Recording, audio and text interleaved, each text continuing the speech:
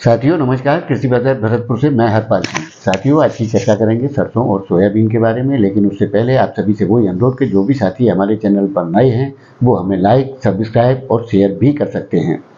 साथियों निश्चित रूप से 2-3 दिन से खाद्य तेलों में अच्छा मूवमेंट देखने को मिल रहा था, यानी कि तेजी की स्थितियां देखी जा रही थी, लेकिन उनमें आज एक ठहराव की स्थिति देखने को मिल रही है, क्योंकि विदेशी बाजारों में केएलसी और सीबॉट के दबाव के चलते घरेलू बाजारों में भी नरमी या ठहराव की स्थिति देखने को मिल रही है। साथियों वैसे तो सरसों में सुबह भी थोड़ा सा तेजी का रुख देखने को मिला था, लेकिन जैसे विदेशी बाजारों की सूचना आई उसके हिसाब से बाजारों में थोड़ी सी नरमी या ठहराव की स्थिति देखने को मिल रही है। भरतपुर मंडी जो कल 5,131 रुपये थी वो आज बढ़ करके 5,141 रुपये के भाव बोले जा रहे हैं, जबकि गंगापुर सिटी में 75 से 80 रुपये तक के भावों की स्थितियां भी देखी जा रही हैं। उसी प्रकार गोयल कोटा के जो 5375 रुपये के भाव पहुंच गए थे, उनमें 25 रुपये की गिरावट के साथ में 5350 रुपये के भाव बोले जा रहे हैं। वहीं सोयाबीन जो 4800 रुपये के भावों को क्रॉस करती हुई प्रतीत हो रही थी, उसमें भी थोड़ी सी गिरावट के साथ प्लांटों में 4700 रुपये के भाव बोले जा रहे हैं।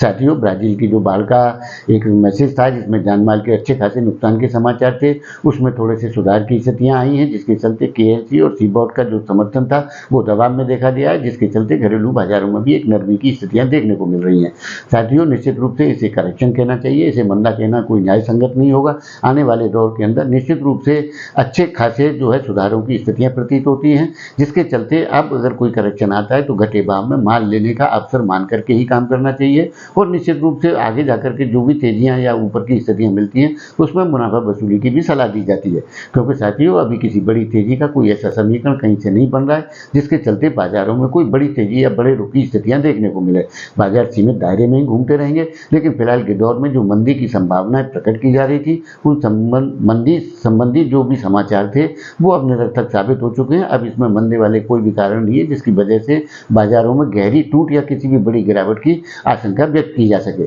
साथियों निश्चित रूप से आने वाले दौर अच्छे दौर के रूप में देखना चाहिए और बाजारों के अंदर अच्छी उठापटक यानी तेजी जैसे समीकरण देखने को मिलेंगे, और उस पीरियड में मुनाफा वसूली जैसी स्थितियां भी देखनी चाहिए, क्योंकि बाजारों के अंदर तेजी और मंदी के अंदर मंदा सबको जमता है। इसलिए बाजार के विपरीत रुख के हिसाब से जो चलते हैं वही असली बाजार की एक रूपरेखा तय करती है और वही उसका लाभ उठा पाती है। क्योंकि साथियों फिलहाल के दौर में जो मंदी की आकांक्षाएं लोगों ने पाल रखी थी वो निराधार निर्मूल साबित हुई, और उसके विपरीत बाजारों ने तेजी का रुख लिया, और आगामी दौर के अंदर बाजारों ने ऊपर के ओर ही जाने की स्थितियां बाजार के अंदर प्रदर्शित होती है, यानी कि जो समाचार हैं विश्व बाजार से जो आ रहे हैं उसके आधार पर आने वाले दौर के अंदर निश्चित रूप से बाजारों में सुधार के संकेत ही प्रतीत होते हैं। वैसे तो साथियों कल यूएसडी की रिपोर्ट 10 मई को आने वाली है, जिसके आधार में बताया जाएगा कि उपलब्धता और मांग की क्या स्थिति है, जिसके आधार से ही बाजारों का आगामी रुख तय होगा। लेकिन इतना तय है कि बाजारों में निराशा जैसी स्थिति अब समाप्त हो चुकी है और बाजारों में एक पॉजिटिव रुख दिखाई देने की स्थितियां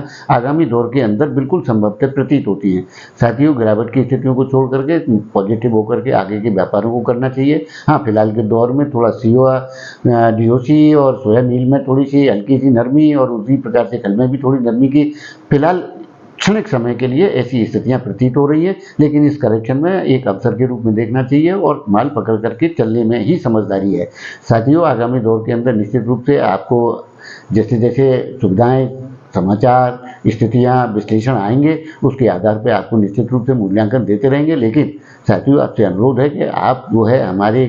कमेंट करके हमारी जानकारियों के बारे में हमें अपनी राय अवश्य दें, जिसके चलते हम आगामी दौर के अंदर अपनी स्थितियों को और आपके हिसाब से अनुकूल बना करके उसमें सुधार का प्रयास कर सकें। तो साथियों आपको हमारी जानकारियाँ कैसी लगती हैं हमें कमेंट करके ज़रूर बताएं। तब तक के लिए कृषि बाजार की ओर से आप सभी का बहुत बहुत आभार, धन्यवाद।